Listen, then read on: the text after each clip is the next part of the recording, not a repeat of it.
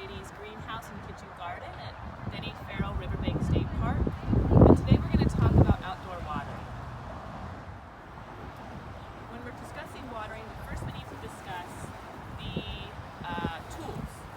So I have a couple of different watering cans here and a hose with a nozzle. The difference between these tools are the flow of water and the extension of the head. So a nozzle such as this with this head extension allows me to reach up higher, to plants that are up higher perhaps, and to reach far distances to a plant that I can't quite get to. Say there were trees or something. You'll also notice with this hose here, it has a rain spout. The type of water that comes out of the hose is also very important based on what you are watering in your garden. A couple weeks back, we planted some seeds here in this bed that are coming up beautifully. And when you have small seedlings, such as these plants, you want to have a gentler water flow, so to not disturb the roots of the plants. Also, when you first seed your seeds, you also want to use a really gentle stream. So if I was going to water these plants with this head, I would start the water spraying before I'm on the bed, and then gently move it across the bed as such. Other types of watering are like these watering cans. We have this swan and this little green guy here. This swan has a spout that is going to come out as a straight line, okay? You see this? If we were to plant this type of spout works okay. This is small, but it works okay for an established plant such as this basil, okay? It's not going to disturb the roots. This green watering can here has a spout that is similar to the hose head that will come out as rain. And I will do this one here. And you'll notice that it's not coming out perfectly out of this hole. And that's an important thing to notice and to change, to fix when you're watering. And the way you can do that is looking inside the head, although this looks pretty clear, to see if there's anything that we need to wash out that's clogging these holes.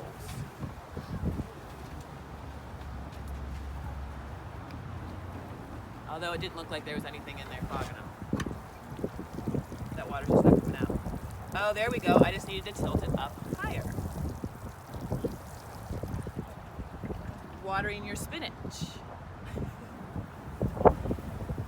A couple other considerations that we need to make when watering is the time of day.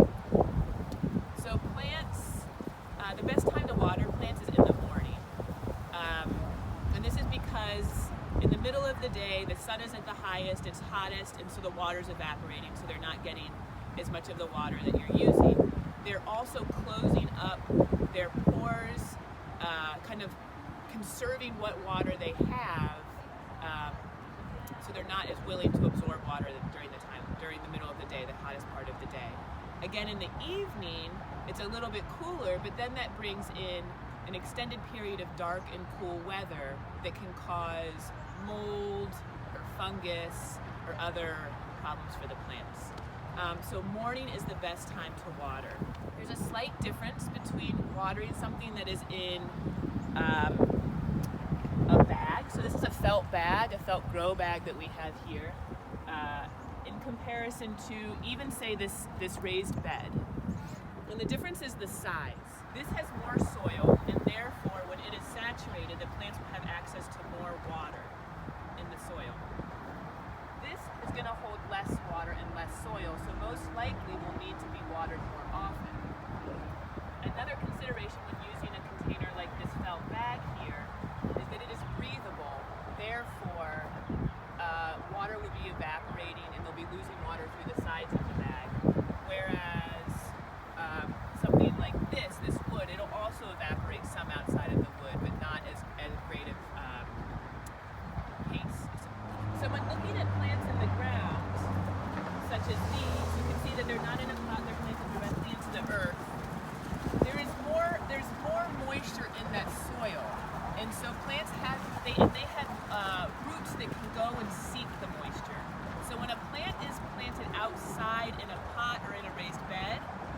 that container that they have is all the water that they're able to access. When something is in the ground, they're able to access more of the groundwater.